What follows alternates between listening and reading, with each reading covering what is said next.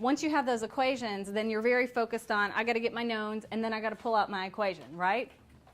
Energy is a little bit different because you've got to be able to have kind of a bigger picture attitude about energy. You need to be able to look at the situation and decide for yourself what is a part of my system and what is a part of my energy, what's going to be negative and what's going to be positive, and kind of see it physically instead of just looking at those equations, okay? So I wanted you guys to see this physical situation first, okay? So what have you learned that was important in designing a bungee cord? What do we need to know? We need to know how much it's going to stretch. What else? Is that what you said too? I said the spring constant. Okay, we need to know the spring constant. What else have we, not everybody has gotten their length of string, but a lot of you guys have. What are some physical properties about even our jumper that we have to know? How long? We need to know his mass. Is it important to know how tall our jumper is? Would it be important to know how tall your jumper is in an actual bungee cord as well? Could you design a bungee cord for a kid and let an adult use it? No. Why not? The mass is going to be a lot heavier, and what's that going to do to your stretchiness? It's going to stretch it further, and if it stretches further, and then what's another big difference in an adult and a child? Height. The height. So if it's stretching further and you're twice as long, good results in a bungee jump? Probably not so much. But could it work the other way? Could a child use an adult's bungee cord? Yes. They could. What would be the problem with it, though? It probably wouldn't go as far because it's not going to stretch it far enough. Would it go slower? What makes you actually fall down? Gravity. So is it going to go slower? No. It's going to go the exact same speed. What about, where was I going to go with that? So if we have, okay, so, okay, I remember what we were going to talk about. What about having weight limits on a bungee cord? Would that be appropriate? Yes. Yes. So when you're designing a bungee cord, are you really going to design it for like an average person, or are you going to design it for the weight limit? Weight limit. The weight limit. And what would be important about the weight limit? The weight? Because that's going to I determine, don't understand.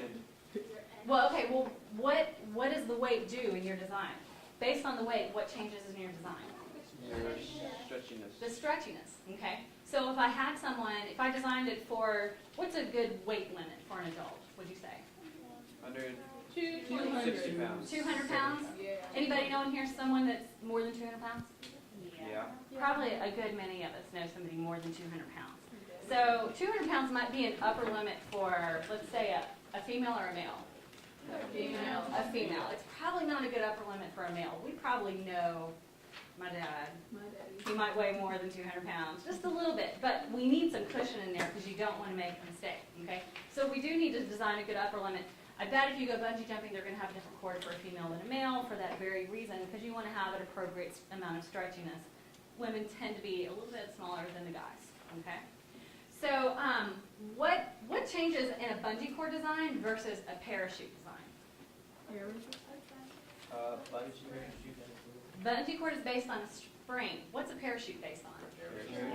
Air resistance. How could now I know we've never designed a parachute, but we can all imagine what a parachute is. Could I collect air resistance if I did not have a parachute? Yeah. I do. I collect a certain amount. What could I do different in my personal geometry?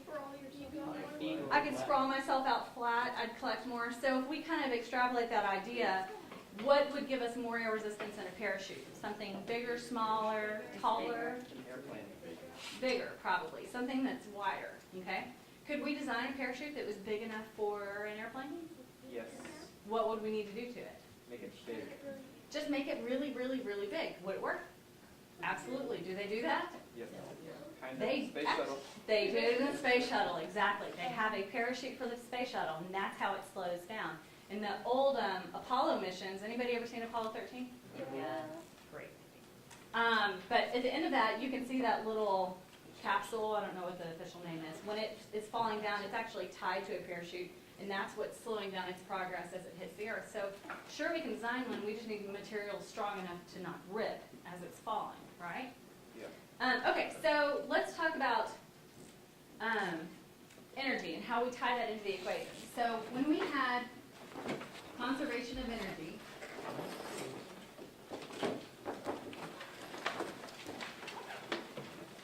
And we've been talking about what form of energy.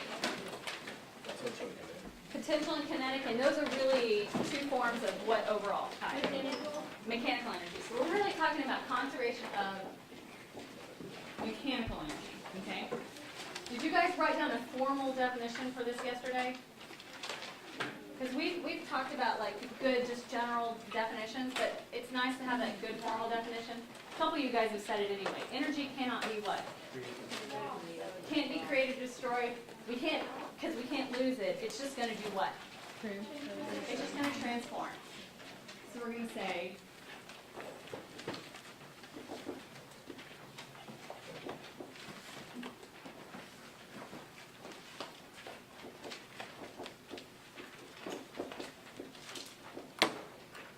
it will transform. So whatever total amount of mechanical energy we have at the beginning is going to be equal to the total amount of mechanical energy we had at the end. And was this true in the lab? Yes.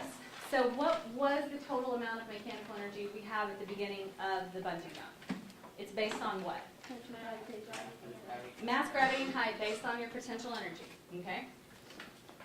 So we started out with potential energy from gravity at the beginning, and then by the time it got all the way to the end, how much energy did we have left, or what format was it in? It was in, well, it could be in kinetic. It was also in potential energy from gravity or from springs? Gravity, final, okay? And then what else did we have? Springs. Our rubber bands had activated, they were stretched out, they were ready to pull it back up. So we have our potential energy from a spring at the end, okay? So kinetic energy though, that means that what's the object doing? Moving. And when your bungee cord got all the way to the very bottom and hopefully does not hit the ground, what happens so that it doesn't hit the ground? It stops. So we don't have kinetic energy at the bottom, okay? As it's falling, we do have that kinetic energy, okay? This is incomplete though. This is what we ended up doing, but it's not realistic completely because what's the difference in a parachute and a bungee cord? Parachute has a lot of air resistance. Does a bungee cord have any air resistance? No. Does it have some small Yeah. amount? Yes, it's going to have some. It's going to have some air resistance. So there's going to be some amount of, we'll put, for right now, let's put air. We'll come back to what that's going to be, okay? Are there other things that could happen as your bungee cord falls that could actually affect our equation? The what? If there's wind that comes, would that mess it up? Yeah. If a student were to walk by, would that mess it up? If they hit it? What if two of you dropped your eggs at the same time and they interacted on the way down? What would happen to this equation?